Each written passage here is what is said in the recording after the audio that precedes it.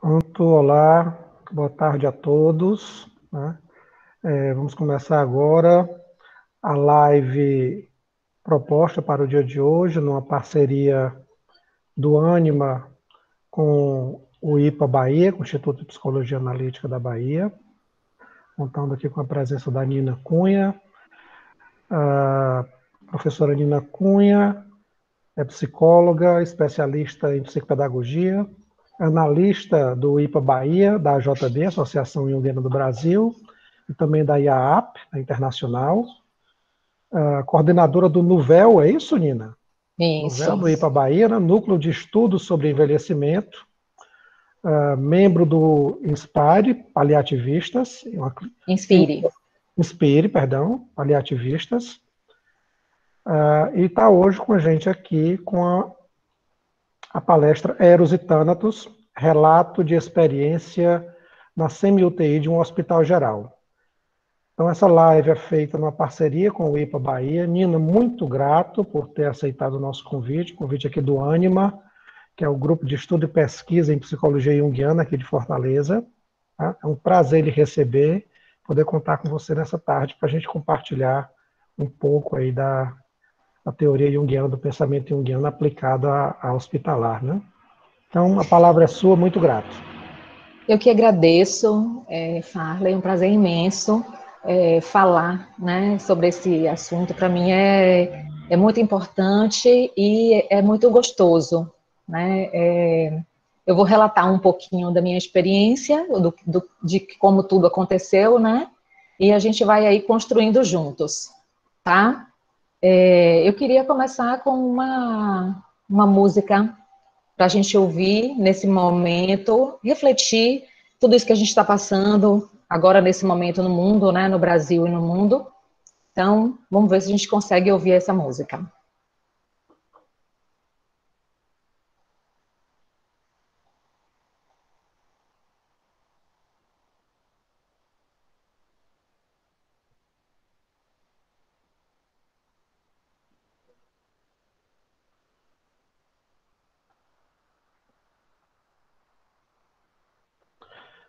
Eu vou tentar, então, compartilhar a aba do YouTube.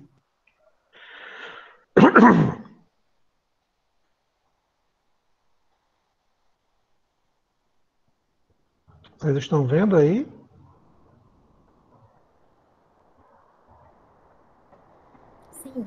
Sim, estamos vendo. Ok.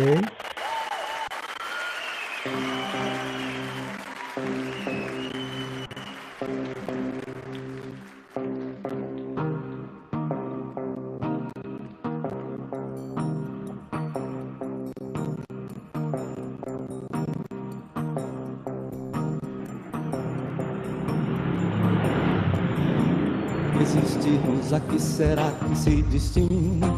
Pois quando tu me deste a rosa pequenina, vi que és um homem lindo e que se acaso assim do menino infeliz não se nos ilumina, tampouco turva-se a lágrima nordestina. Apenas a matéria-vida era tão fina e éramos olharmos intacta retina, a cajuína cristalina em Teresina.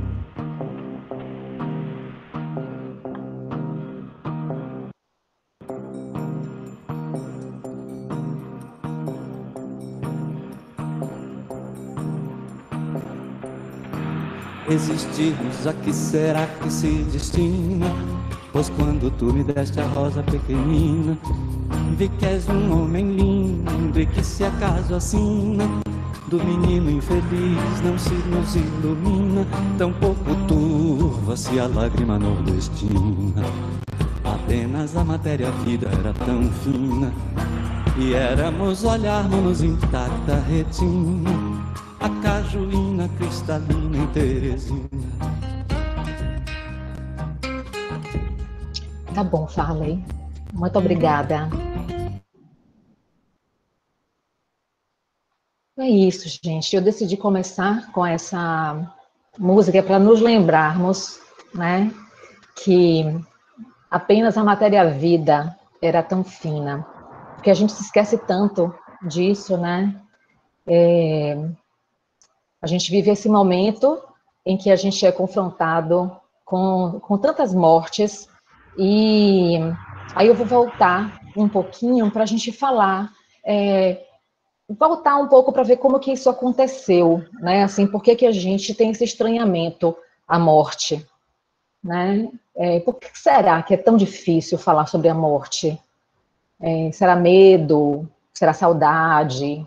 Será que é por causa da certeza de que um dia nós vamos morrer? A morte é a negação da vida? A morte é um processo natural do ciclo de vida? E aí a gente volta um pouquinho na antiguidade greco-romana. E na antiguidade a morte tem o seu lugar, né? As pessoas têm o direito de morrer. A morte estava ali, muito presente, as casas eram construídas ao lado dos túmulos, existia essa relação muito próxima entre a vida e a morte no paganismo. O pagus vem de campo de lavoura, né, que era sagrado e onde se fazia o culto aos ancestrais. E ali, nesse pagus, era onde se fazia o enterro dos mortos para tornar a terra sagrada. E aí a gente lembra, né? Homem, homo, humus, feito de terra. E aí, bom, vem o cristianismo, né? A vida começa a ter esse valor de sacralidade e o dom de Deus é visto como um dom de Deus que precisa ser preservado. E a gente começa a ver o próprio mito cristão, né, de que Jesus foi colocado numa tumba e depois não se encontrou o corpo, né? Então a gente começa a se deparar com essa coisa da ausência do cadáver, porque a morte ela começa a ser vista como a passagem para uma verdadeira vida, né?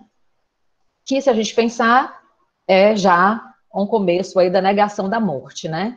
E aí começa também essa coisa da dicotomia entre a alma e o corpo, entre o céu e a terra, entre o que é divino e o que é humano, e entre a vida e a morte. E aí, na Idade Moderna, a gente começa com Descartes dizendo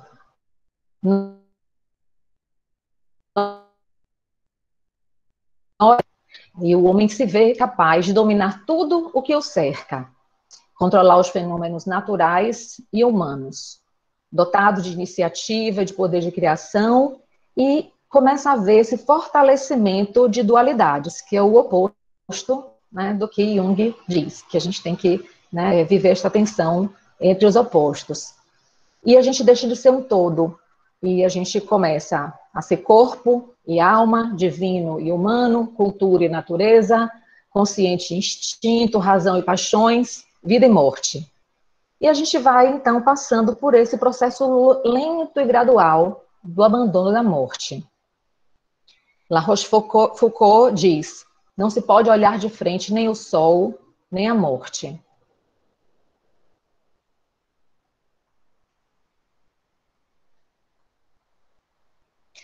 Pascal diz: o homem não tem condições de enfrentar a morte e lança mão dos mais variados subterfúgios. E é o que a gente vê nessa coisa do hedonismo, né? Até fazendo um paralelo com o que a gente está vivenciando hoje, as festas estão proibidas, a gente precisa entrar com toque de recolher, a gente precisa deixar de vender bebidas alcoólicas. Eu não sei como é que está no estado de vocês, mas é assim que está aqui na Bahia, que é uma dificuldade muito grande de sair desse hedonismo e de perceber a situação que a gente está, né? Tudo que eu estou falando aqui, gente, é de Felipe Arries, tá? Então, se vocês quiserem, depois eu passo a bibliografia para vocês aí. Então, segundo o Felipe Arries, o homem ocidental, aos poucos, expulsou a morte da vida cotidiana. E vai havendo uma passagem lenta e progressiva da morte familiar em torno do cadáver. Eu tenho uma cena linda para relatar, que eu ainda vivenciei isso, né? Minha filha mais velha, hoje com 29 anos, devia ter uns 6 anos, mais ou menos, estava na casa da avó e tinha uma senhora que tinha sido babá dos tios dela e do pai dela, e essa senhorinha já estava bem velhinha e faleceu ali, dormindo, e nós fizemos um ritual ali, né, uma oração, e quando ela olhou e viu Rosa, era o nome dessa senhora, ali deitadinha, com as mãos, né, em posição, aqui assim, no posicionamento normal, ela foi ao jardim da avó, colheu uma flor e colocou nas mãos de Rosinha. E isso é tão lindo, e eu compartilho aqui com vocês, porque para a gente ver como é que somos nós que acabamos tirando as crianças, né, da participação de uma coisa que é natural, né, faz parte da vida. E as crianças, na verdade, lidam de uma forma muito mais natural do que a gente, né? E aí vem essa morte reprimida, que vira proibida, vira tabu, e a morte começa a ser um fato extraordinário. Deixa eu ver se eu consigo compartilhar aqui essa tela. Eu acho que eu não consigo fazer isso, Farley. Deixa eu ver. Eu queria mostrar aqui, mas, bom, eu mando para vocês depois. Me perdoem, eu realmente não sei usar essa plataforma. Bom, aparece, não sei se vocês já viram essa imagem. Talvez eu consiga mandar pelo chat, né? Vou tentar copiar aqui. A morte como um fenômeno previsível, controlável e investigável. Deixa eu ver se eu consigo. E a gente vê muito essa imagem dos... Tem algum barulho, gente, assim, que tá dando interferência. Vocês estão ouvindo? Pronto, agora parou. Estamos lhe ouvindo bem, Nina. Eu não consegui colar a imagem. Parou o barulho, sim. Deixa eu ver se eu consigo aqui compartilhar minha tela. Uma janela. Deixa eu ver se é isso.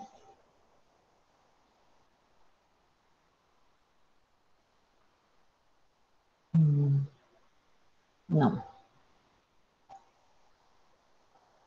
Bom, se vocês já viram essa imagem, que é a morte de um lado, e do outro lado a gente tem, que era para ser Esculápio, né? Quer dizer, é Esculápio, na verdade, só que ele não está utilizando o bastão de Esculápio, né? Tem ali uma imagem equivocada e tem o caduceu de Hermes. Mas Esculápio segura a morte assim, né? Então, isso é uma coisa que está internalizada no profissional de saúde, em especial o médico, né? Que é como se ele pudesse deter a morte, e isso é uma coisa que perdura até os dias de hoje. Além das minhas experiências que eu vou falar, assim, de profissionais, existem as experiências do lado pessoal também, né? Com relação a essa questão do médico responsável pela vida e que não lida com a morte, né? O profissional de geral. E aí aparece, então, a morte como paradoxo, porque, de um lado, é toda uma banalização, de outro, a gente tem esse lado desconcertante da violência, da guerra, dos cataclismas, né? Isso tudo que a gente está vivendo agora, as pessoas não se chocam. As pessoas não se chocam mais com as imagens que a gente está vendo, né? E a gente está assistindo a um verdadeiro circo de horrores, né? Não sei se vocês lembram daquela foto daquela criancinha que foi, tem alguns anos, né, na guerra da Síria, que a criança foi atravessar o mar com os pais e ela morre afogada. E tem aquela criancinha, e assim, todo mundo compartilhou na internet com esse fenômeno todo, né, de mídia social, e uma semana depois estava esquecido, porque é assim que a gente vem funcionando, né? Só que a morte é sempre um fato novo, é um mistério. As covas coletivas que a gente vem vendo, né? Não é nada fácil. E aí, então, aí eu conto um pouquinho da minha experiência no hospital. Eu estava morando fora, estava voltando para Salvador e reconstruindo minha vida aqui em São Paulo. Voltei, né, assim, para organizar consultório e tal, e tive a oportunidade de trabalhar num hospital. Não tinha imaginado trabalhar com psicologia hospitalar, mas gosto sempre das novas experiências e dos desafios. E então, fui contratada para trabalhar num hospital geral, né, do estado da Bahia, aqui, num hospital geral do estado da Bahia, e nesse hospital tinham 2 lugares que as pessoas não queriam ir de jeito nenhum, os psicólogos, né? Esse hospital tem uma equipe de 30 psicólogos, que é muito bacana, por sinal, ter isso no hospital. E não queriam ir para o setor de queimados e não queriam ir para o setor que era um setor, que era uma UTI, uma semi-UTI neurológica, porque é um hospital de trauma. Então, as pessoas que estavam ali, em geral, eram comatosas, né? Então, as pessoas diziam, Deus me livre, trabalhar naquele lugar que só tem morto-vivo, né? Então, o cuidado paliativo ali seria lidar com com os familiares, né? Com uma mudança que seria não só de pacientes comatosos, mas também pacientes traqueostomizados, e a gente iria construir o que iria acontecer ali, né?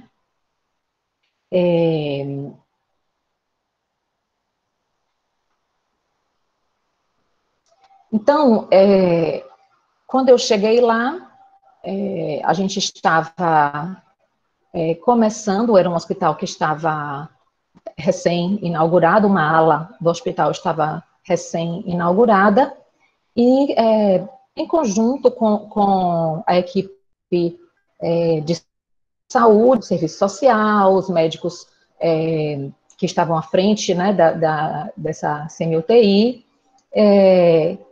a gente foi escrevendo um projeto para que a gente pudesse ir dando essa cara, né, para o atendimento ali no hospital.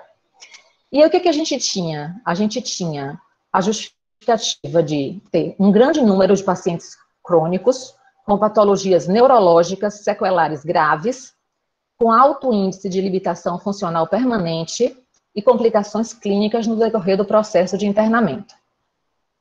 E aí nós queríamos criar um programa com uma equipe multiprofissional, capacitada e atuante, para oferecer atenção e cuidados integrais a estes pacientes e às suas famílias.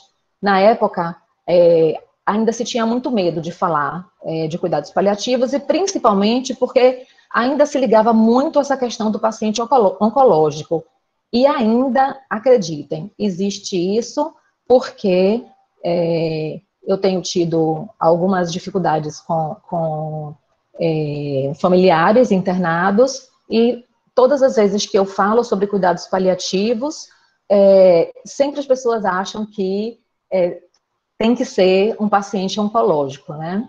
Então, acho que é um trabalho, eu falo disso assim, com muita paixão, e para convocar vocês, psicólogos e outros profissionais da área de saúde, a ocupar esse lugar, né? A gente precisa estar presente nessa área aí e criar programas que estejam adequados a cada ambiente desse, né? Então, os pacientes em cuidados paliativos, né, desse hospital, eles têm terminalidade de vida ou por motivo de conduta agressiva e não colaborativa, e eles poderiam ser beneficiados temporariamente por um acompanhamento, uma extensão de visita ou acesso livre da família para visita em caso de processo de morte iminente, né? Aí o papel do psicólogo ele é muito importante porque ele tem um olhar sobre essa unidade inteira, tem um diálogo com todos os profissionais, ali com toda a equipe multiprofissional, e a escuta, né, para a gente conseguir fazer determinadas intervenções. As intervenções eram de todo cuidado paliativo. A palavra paliativa, eu acho que todos vocês, né, já devem ter visto isso. A gente utiliza o paliativo como uma coisa, como se fosse assim, eu não sei como é que se fala aí no estado de vocês, a gente fala como se fosse assim um armengue, uma gambiarra, né? Como se fosse alguma coisa que não fosse completamente correta. Vamos fazer um arranjo aqui.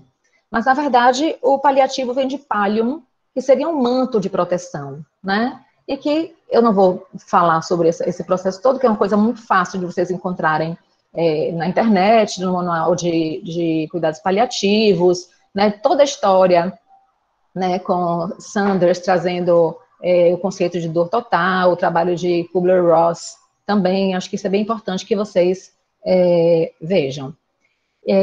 Então, o que é que a gente fazia, né? A gente começava a fazer essas visitas, a gente visitava nos leitos e, de uma forma com a equipe multidisciplinar, a gente discutia cada caso e cada especialidade ia falando, né? Que intervenção tinha feito, o que é que a gente precisava fazer, e o médico diarista ou plantonista identificava, então, que aquele paciente ali precisava de um cuidado que fosse um cuidado mais direcionado, né? Uma das experiências mais... das experiências primeiras que eu comecei a perceber no hospital era a atenção, a forma como a comunicação da notícia era crucial para o bom acompanhamento e colaboração dos familiares e dos acompanhantes dos pacientes em cuidados paliativos. Todos, né? Mas eu estou falando dos cuidados paliativos aqui. Então, muitas vezes, a gente vinha fazendo um trabalho que era um trabalho muito importante, e nesse trabalho tão importante, uma comunicação mal feita desfazia todo o trabalho que a gente tinha feito, e a gente precisava refazer de novo. Ou começar um trabalho com uma comunicação mal feita. Então, isso daí é imprescindível. Precisa fazer um treinamento em comunicação. E, muitas vezes, o que a gente dizia era utilizar a estratégia de colher do familiar ou do paciente, né, as informações que ele já sabe, promovendo essa escuta ativa, uma postura acolhedora, de maneira que a gente possa fornecer essa comunicação clara e de maneira empática, né? Muitos pacientes e muitos familiares, eles não entendiam a linguagem médica. Então, ali perto, eu muito em parceria com o serviço social, para que o médico dissesse o que estava acontecendo do quadro clínico, e para que nós pudéssemos conferir se o familiar estava compreendendo, se o paciente estava compreendendo, né? Porque a gente precisava garantir essa comunicação, porque muitas vezes a pessoa está ali, recebe aquela comunicação, não entende nada e fica com vergonha de perguntar. Então, eu também baseei esse projeto em um manual de cuidados paliativos, que é em inglês, depois eu falo qual no final, 2 referências. tá? Que aí já era um avanço, isso aí. Então, desafios de qualidade, desde o diagnóstico de uma doença grave e durante todo o curso da doença. Porque é preciso identificar essa doença, essa necessidade do cuidado paliativo desde muito cedo. E muitas vezes só se vai fazer isso mais adiante, é uma outra coisa que atrapalha muito, né? Então, a gente tem que observar se há perspectiva de cura ou não, se o indivíduo viverá com essa condição crônica por décadas, por exemplo, se essa condição é progressiva e leva à morte, e aqui eu vou dar um outro exemplo, que eu voltei para Salvador muito por minha mãe, que minha mãe tinha um parkinsonismo medicamentoso, a gente precisa aí prestar atenção para a gente não se automedicar, porque determinadas medicações podem levar a um parkinsonismo, né, que não é exatamente a doença de Parkinson, mas ela funciona da mesma forma. Então, minha mãe estava nessa condição e eu voltei. E eu trabalhando, para vocês verem como é difícil a gente identificar isso, eu trabalhando nesse projeto, trabalhando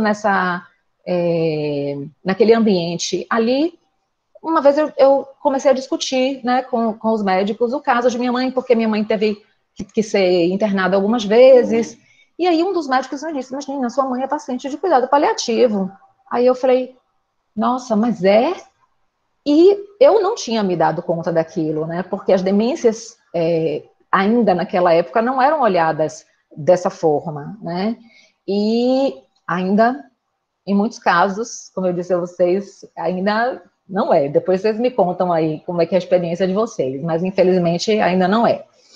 E quando se fala em cuidados paliativos, até a resistência da própria família, né, com determinadas decisões que você toma de não hospitalizar, por exemplo, né, para não piorar o sofrimento do paciente, isso é questionado, e a pessoa que toma essa decisão, né, no caso eu, que era a curadora dela, a pessoa, né, fica ali numa situação muito difícil, porque o que existe é essa crença nessa ciência, nessa medicina, que tudo pode, e naquele corpo que fica ali em sofrimento, e a gente não olha, né, a dor total, que a gente pode trazer, né, a espiritualidade, que está super inserida nos cuidados paliativos, e que é muito vista, acho que tem uma contribuição muito grande, assim, da parte de Jung, de como a gente enxerga a espiritualidade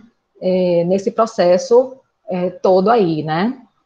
E, bom, então, eu passei por esse desafio aí, né? Não foi fácil, foram 4 anos, mas seguimos aí. Então, a gente tem uma necessidade de montar uma força-tarefa e constituir o papel-chave das equipes interdisciplinares. Também é preciso lidar com a mudança de política na unidade que se for utilizar isso aí, que é para apoiar e implementar os cuidados paliativos para doentes crônicos. E de que maneira os cuidados paliativos podem melhorar a qualidade de vida de indivíduos com doenças graves, seus familiares e cuidadores, porque o cuidador sofre muito, né? Então, é bem importante que a gente insira ele aí, inclusive no relato dos meus casos, vou falar sobre isso. A gente precisa olhar, né, não sei, também vou pedir depois para vocês me contarem um pouquinho, mas em hospital,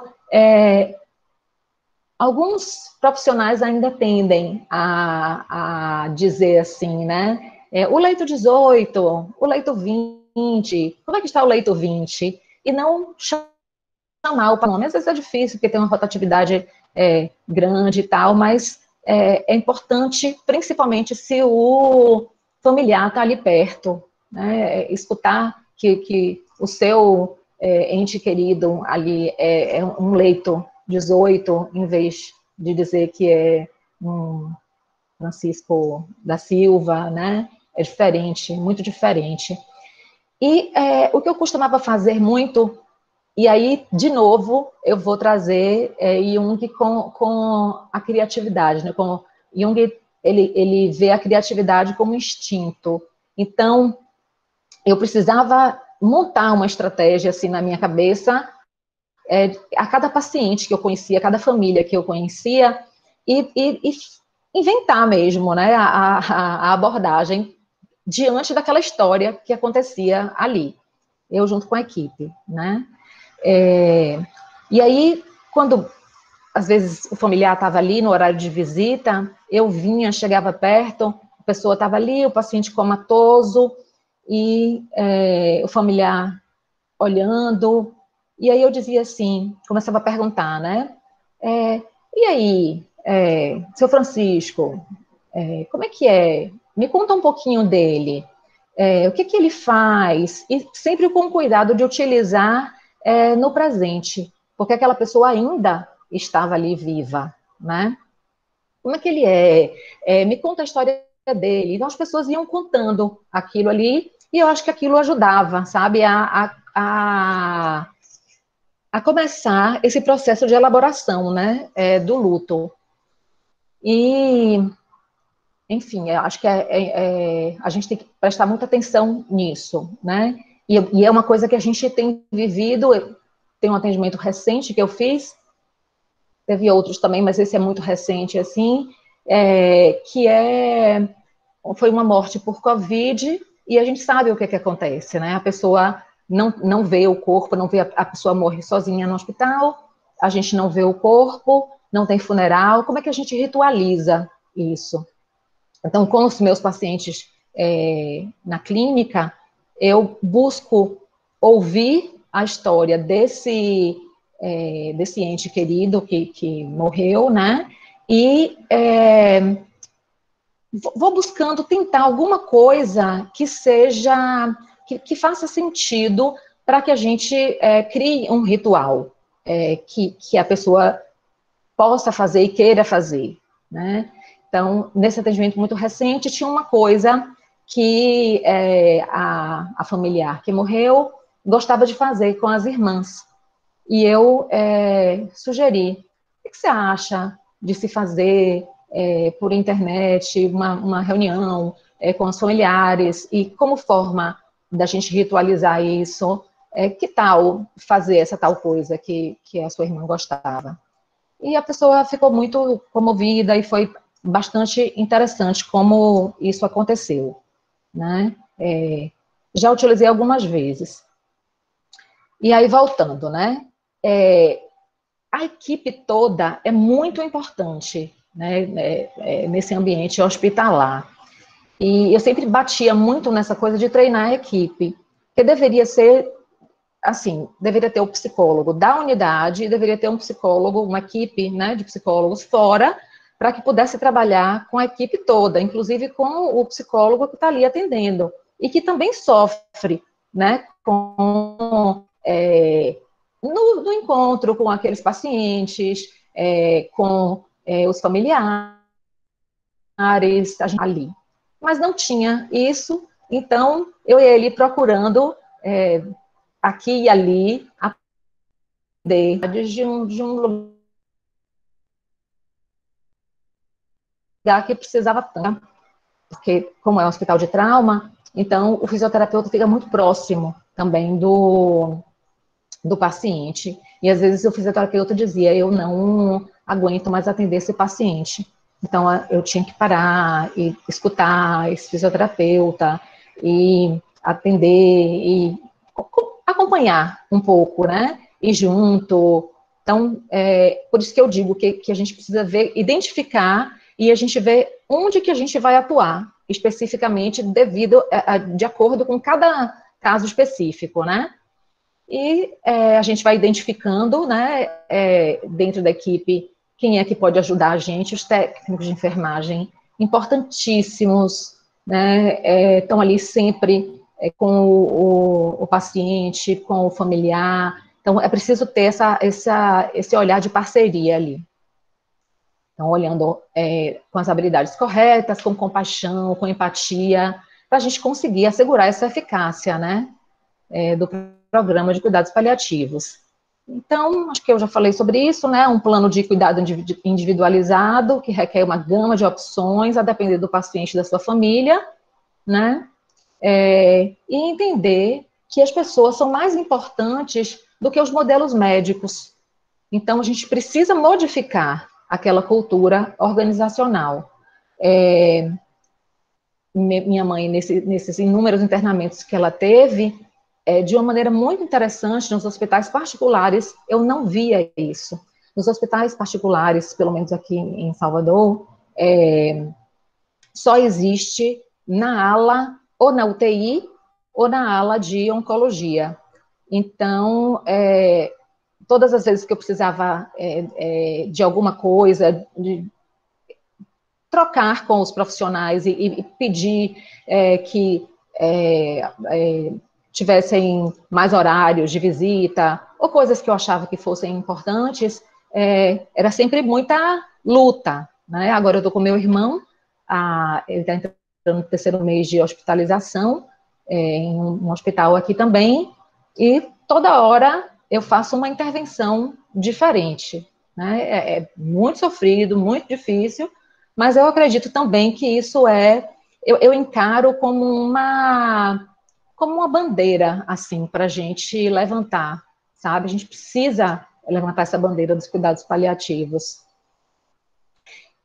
Bom, então, é preciso ter essa habilidade profissional no manejo da dor e dos sintomas e dividir a tomada de decisões com a equipe e a família, né?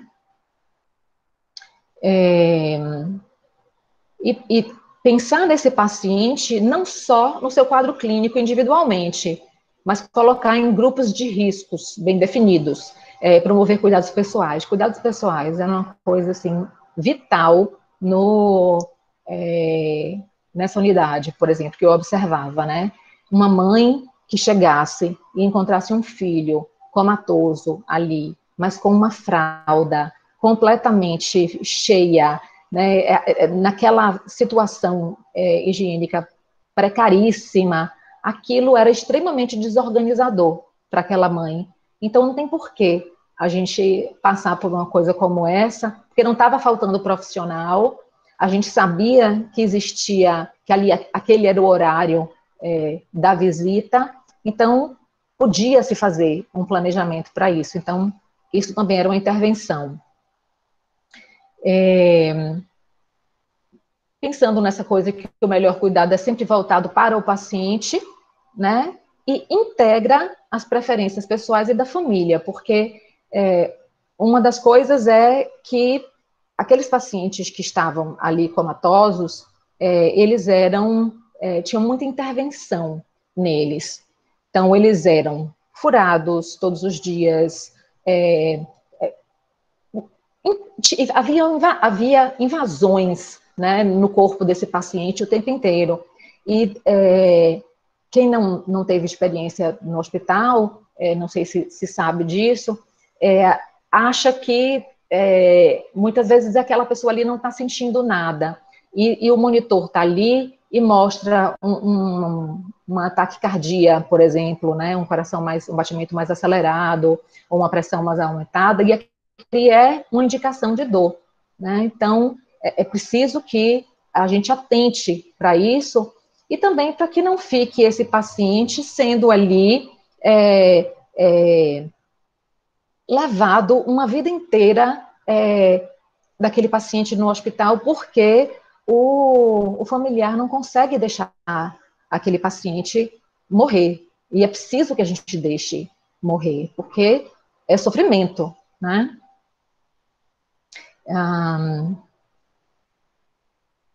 Vamos lá. Então, o modelo de cuidados paliativos, ele inclui expertise através de educação continuada, planejamento cuidadoso de mudança de setting, porque ele vai do hospital para casa e para internação domiciliar também. A gente precisa prestar atenção em tudo isso aí. E a gente precisa estar presente e envolver toda a comunidade hospitalar para cuidar dessa família, né? Incluindo visita de crianças, que esse também é um caso que eu vou contar aqui, tá? Incorporar atividades de cuidado para prevenir o burnout de cuidadores, que também foi um caso que eu mencionei, né, no caso da fisioterapia, por exemplo, né?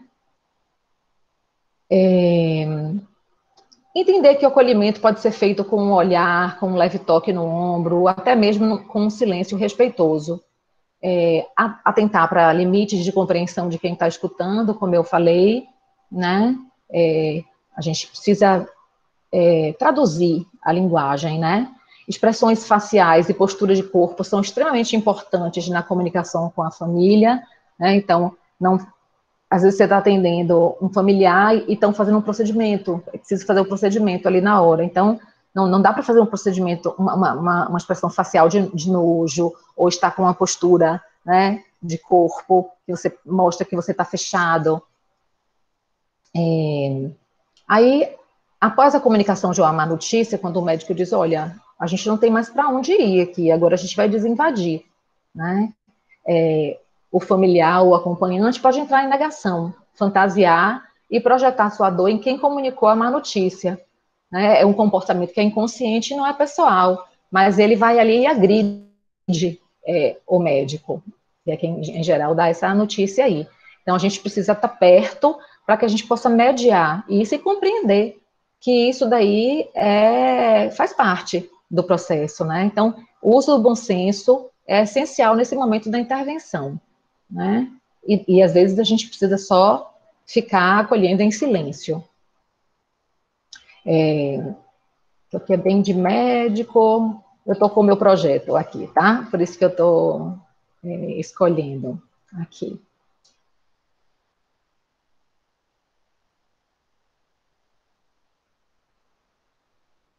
Opa.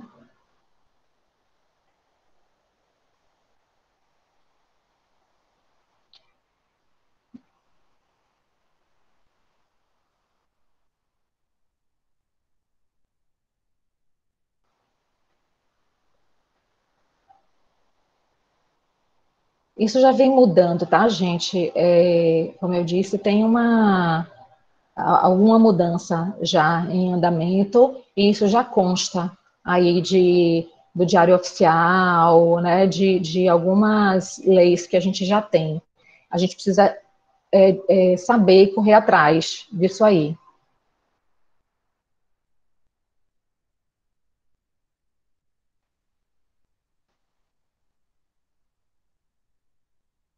Não estou achando meu relato de caso, deixa eu abrir aqui.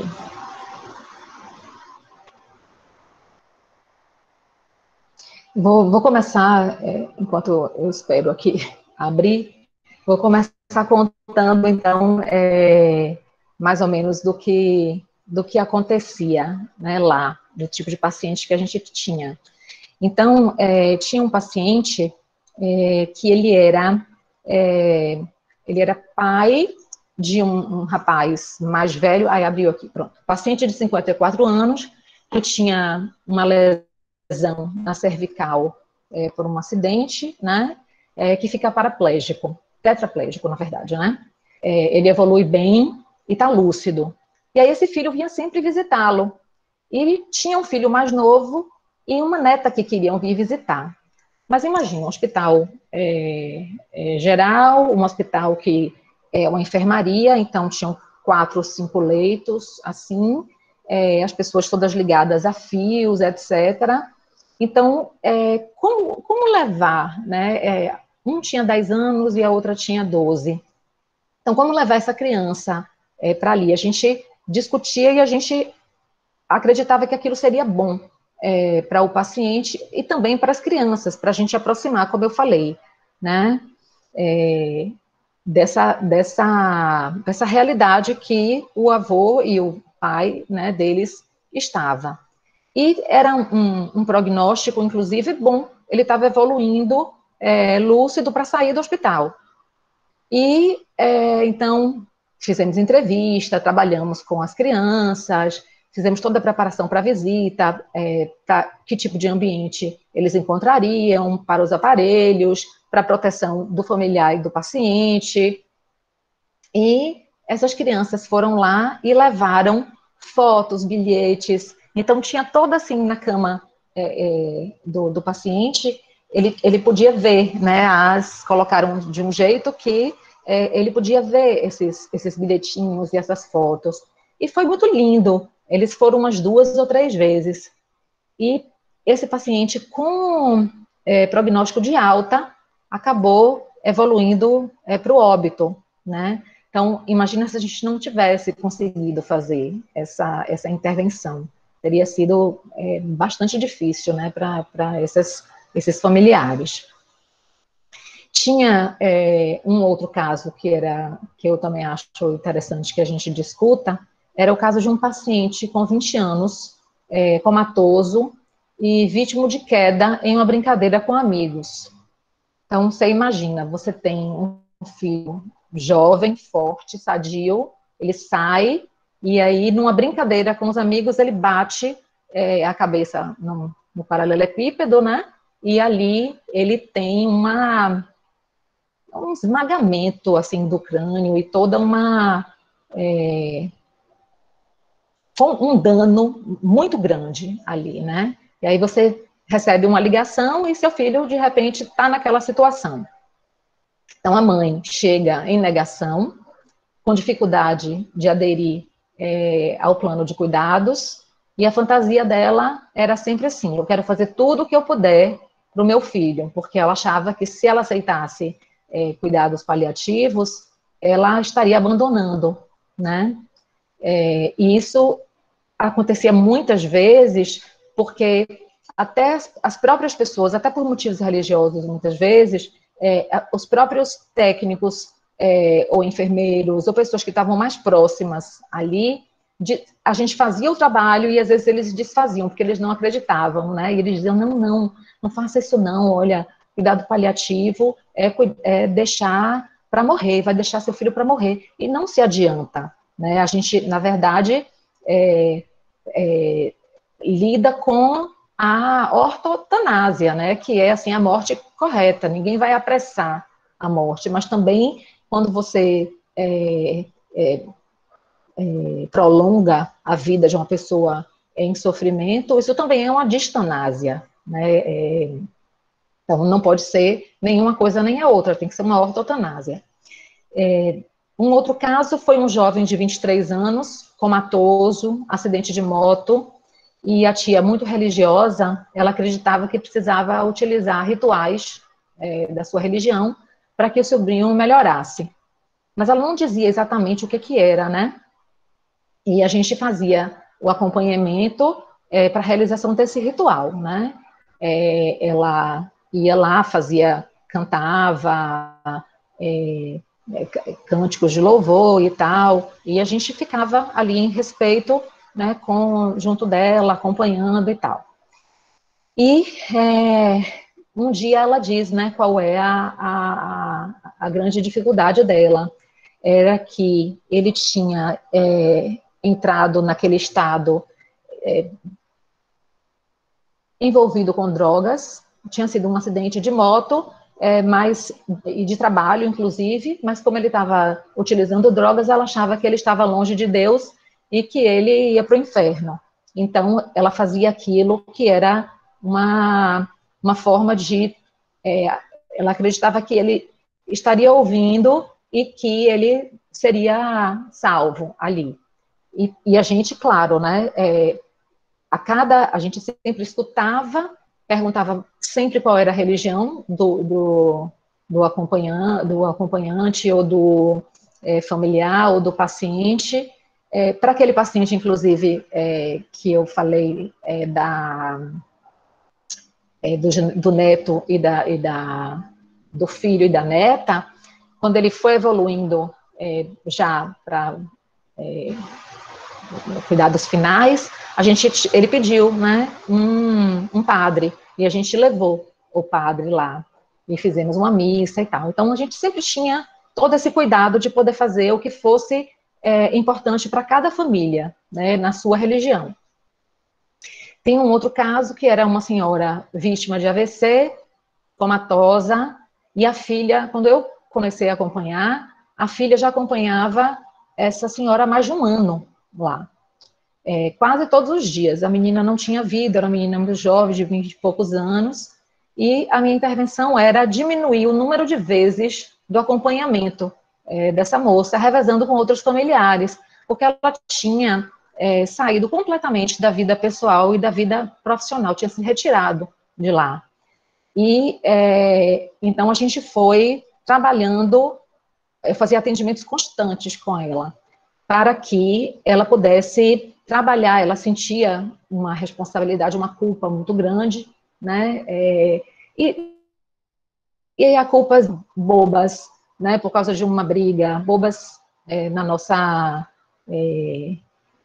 no nosso, se a gente não for observar, né, a fundo, né? Para o paciente ou para o familiar, aquilo ali às vezes é uma coisa que pesa demais. E foi muito bacana, porque ela fez toda essa preparação, ela voltou, quando ela retomou a vida profissional e ela retomou a vida pessoal, a mãe partiu. Porque isso a gente via muito, quando a gente conseguia trabalhar, o processo, de alguma forma, evoluía mais rápido. Não sabemos explicar, é uma coisa difícil, né? Como se houvesse realmente aquele desligamento e a pessoa pudesse partir. Um jovem de 16 anos chega baleado. Esse caso é um caso bem pontual, eu nem cheguei a atender.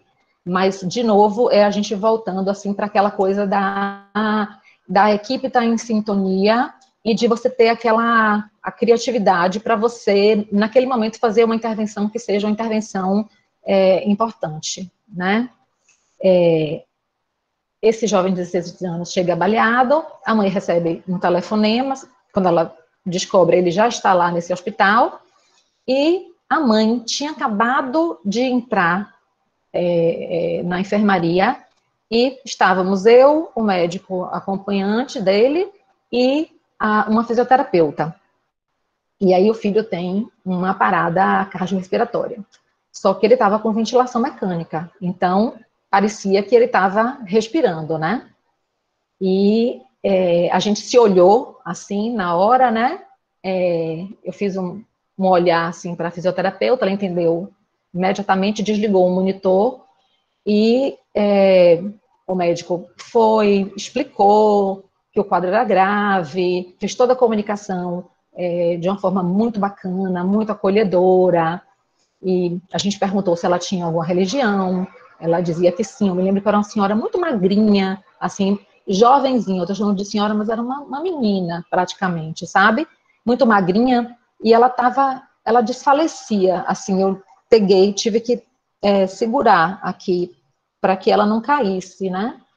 De ver aquele filho daquele jeito, que era muito feio, né? Às vezes tinha uma coisa aqui assim, né, um calombo, assim, por conta do tipo de acidente, ou a pessoa com o rosto todo detonado, né, então era muito feio de se ver. E aí ela pediu que a gente rezasse um Pai Nosso. Então, nós 4 ali, eu, a fisioterapeuta e o médico, e essa mãe, a gente rezou um Pai Nosso, e a mãe se despediu do filho, né, e aí o médico esperou, assim, 5 minutos, a gente sempre orientava que o familiar conversasse com o filho, pudesse fazer esse ritual, né? E ela conversa com esse filho, e quando acaba, aí o médico informa o óbito.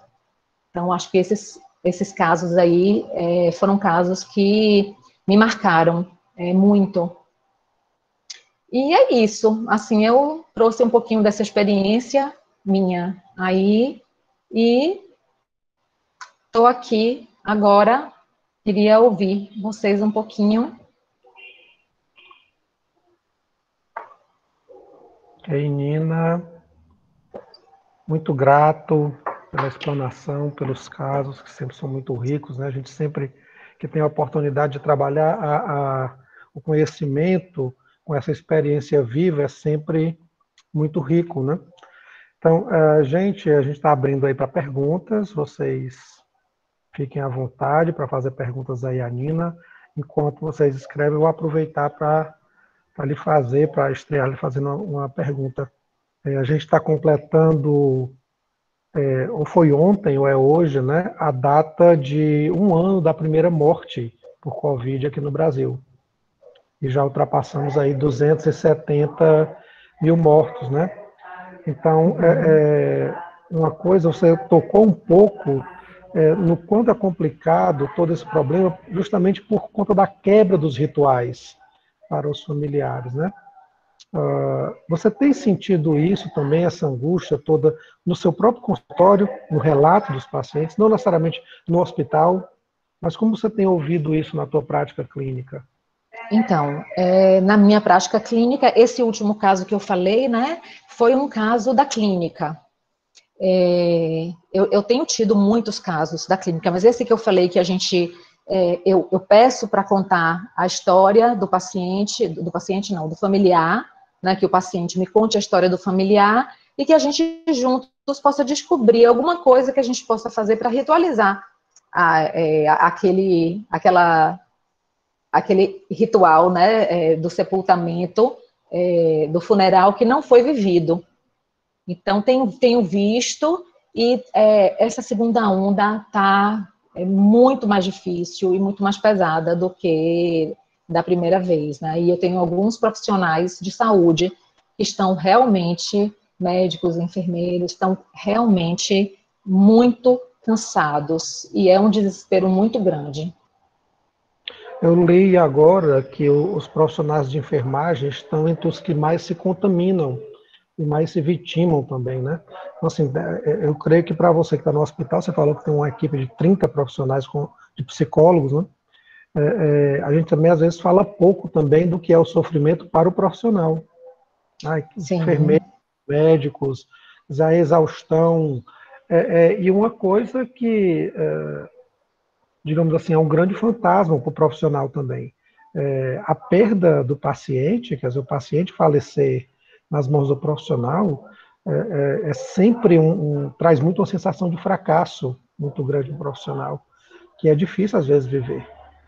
Durante algum tempo eu acompanhei, por exemplo, alunos num projeto de palhaçoterapia no Instituto aqui em Fortaleza, que trabalha com crianças com câncer, e é visível quando uma criança falece o abatimento dos alunos. Muitos desistem do projeto porque não conseguem suportar mesmo a dor. Né? É muito difícil o profissional. Você falou nessa coisa do profissional, do enfermeiro, né? É verdade, o profissional de enfermagem, e não é só agora da Covid, né? É já desde sempre. Tem que tomar todo um cuidado de não deixar uma agulha, às vezes, né, um descuido com uma agulha vai ali pegar no leito e aí acaba se contaminando. Então, são cuidados que precisam realmente ser cada vez mais bem feitos, né? Ok. A Ana Paula, que faz parte do Ânima, sempre me ajuda aqui com as perguntas. Ana Paula, abra aí o seu microfone.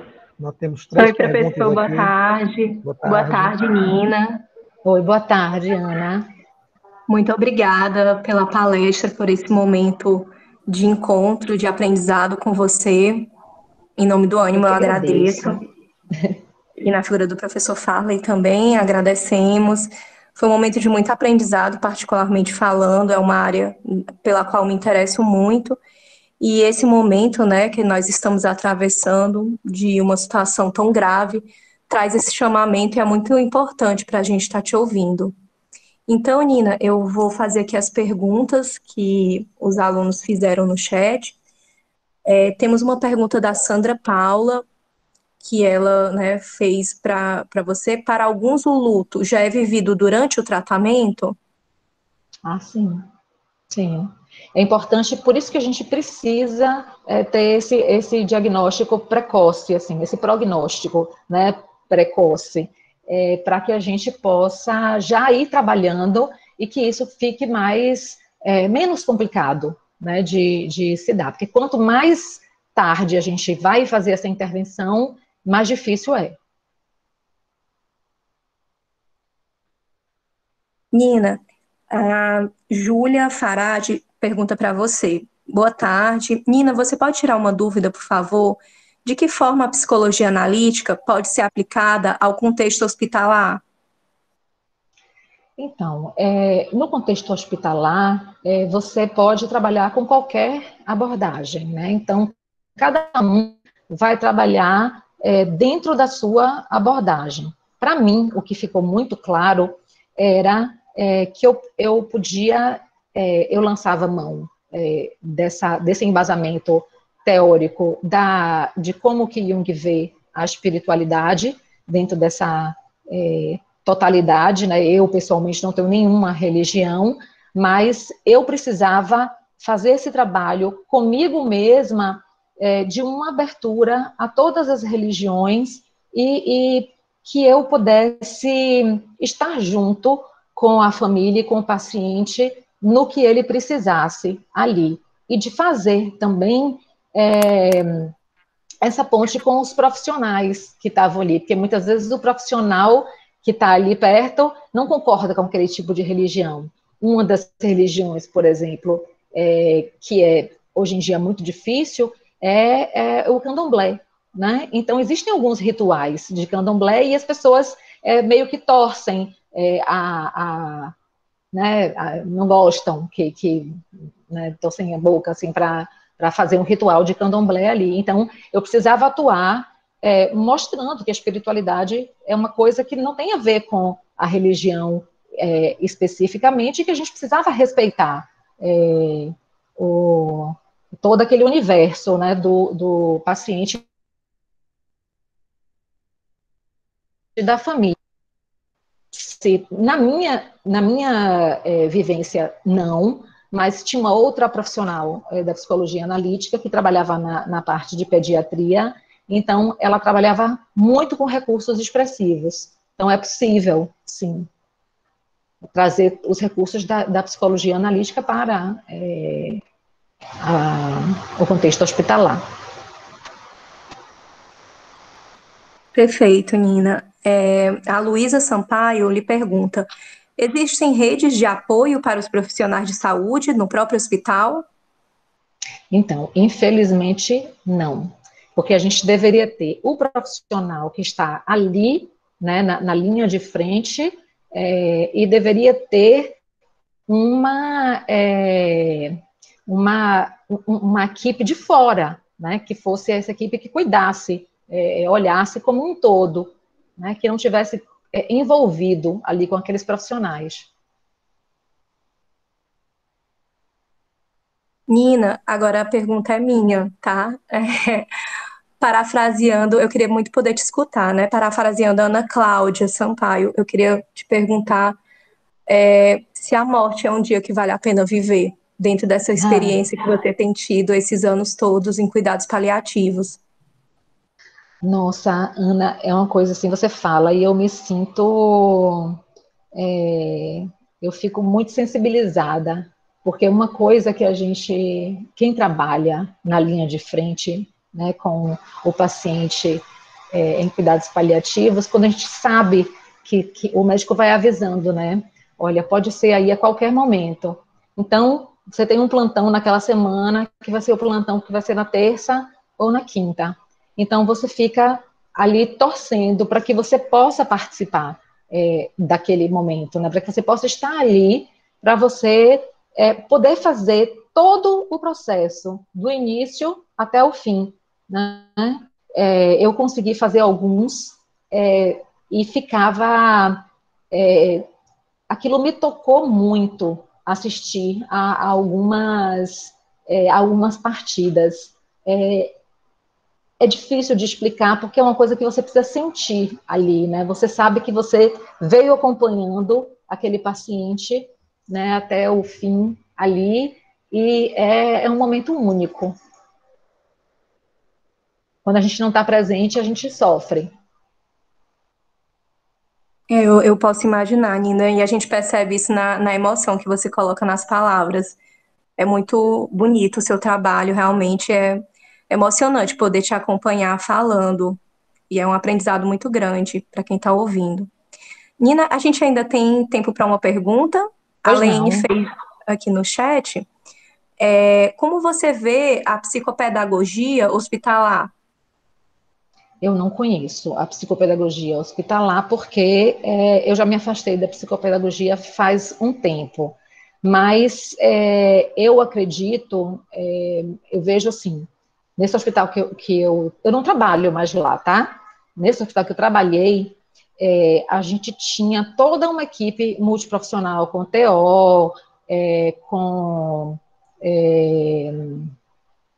nossa, fui me esquecendo agora as especialidades. Mas eu falei especificamente TO porque não é todo lugar que tem o TO, né? E o TO, ele é extremamente importante nesse processo. Acho que deveria ter musicoterapia, por exemplo, e acho que o psicopedagogo deveria estar presente ali. Sim, acho que seria um campo que a gente precisa desbravar. A gente precisa, se nós psicólogos, né, precisamos ainda, não só o psicólogo, o próprio médico, ele ainda precisa abrir muito caminho. Acho que todos os outros profissionais também. A gente precisa estudar, a gente precisa falar sobre isso. É um campo que carece muito, né, desse tipo de intervenção. Então, vejo como muito bem, como muito boa, né? Temos mais duas perguntas que surgiram. Sim, Posso fazê-las? pode. Pronto, e aí, depois das suas respostas, eu vou encerrar devido ao prolongamento do tempo, tá certo? Apenas por isso. Bom, a Gabriela Nunes pergunta, perdão, Gabriele Nunes, quais são os pontos necessários de ter e saber para trabalhar nessa área? Olha, primeiro eu acho que você precisa ter uma, uma afinidade, né? Ana Cláudia Quintana, né? Ela fala sobre isso, assim, da vivência da morte, de você já ter uma vivência da morte. Com quem que você, como que você vivenciou isso na sua vida? Então, eu posso dizer para você que a minha primeira experiência foi aos 10 anos, né? Com uma pessoa da minha família, minha mãe me levou e eu via uma das tias chorando tanto, tanto, que eu sentia a necessidade de confortá-la, né? Então, assim, a morte sempre esteve muito presente na minha vida, porque filha de pais muito mais velhos, então eu sempre tive o meu interesse pela área do envelhecimento e pela morte, eu acho que vem daí, né? Então, eu acho que uma coisa é de como você lida com isso, porque não é fácil, né? E a outra coisa é você fazer uma formação, né, na área.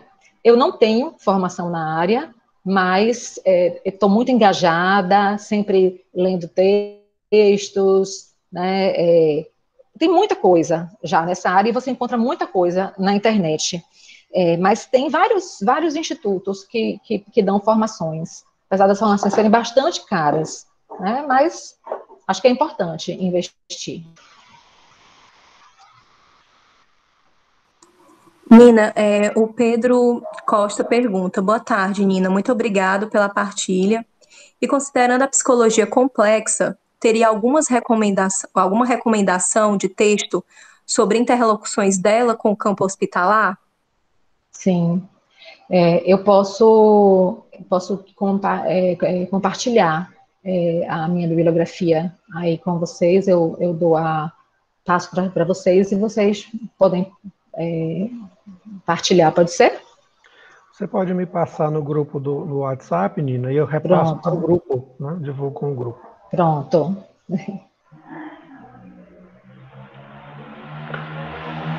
Terminamos as perguntas, Ana Paula? Se alguém Sim, quiser mais, finalizamos. aproveita a oportunidade.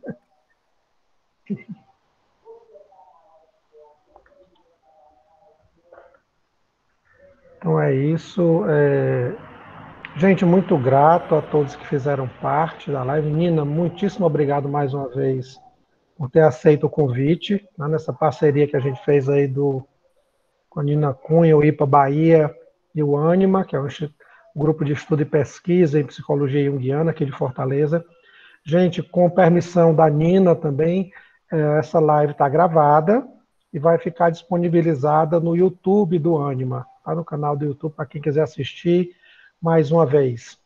Então, muito grato a todos que estiveram presentes, obrigado pelas perguntas, a live maravilhosa, Nina. Espero que a gente possa ter outras parcerias depois. E é isso. Valeu, um bom final de semana para todos e continuem se cuidando, né? Porque como a Nina colocou, estamos aí no meio de uma segunda onda. Mais do que nunca, a gente precisa tomar cuidado com a nossa saúde. Então, valeu. Gente, eu que novo, agradeço muito. Para mim é muito importante falar sobre esse assunto, né? A gente precisa divulgar, por favor, psicólogos, outros profissionais de saúde, psicopedagogos, levantem essa bandeira. É muito importante que a gente trabalhe, porque é um sofrimento muito grande e a gente precisa fazer intervenções nessa área. É isso, muito grato e até uma próxima vez. Quem quiser assistir de novo, lembrando, no canal do YouTube do Ânima vai estar disponível a palestra da Nina. Tá? Grande abraço e bom final de semana. Tchau, tchau. Tchau, tchau.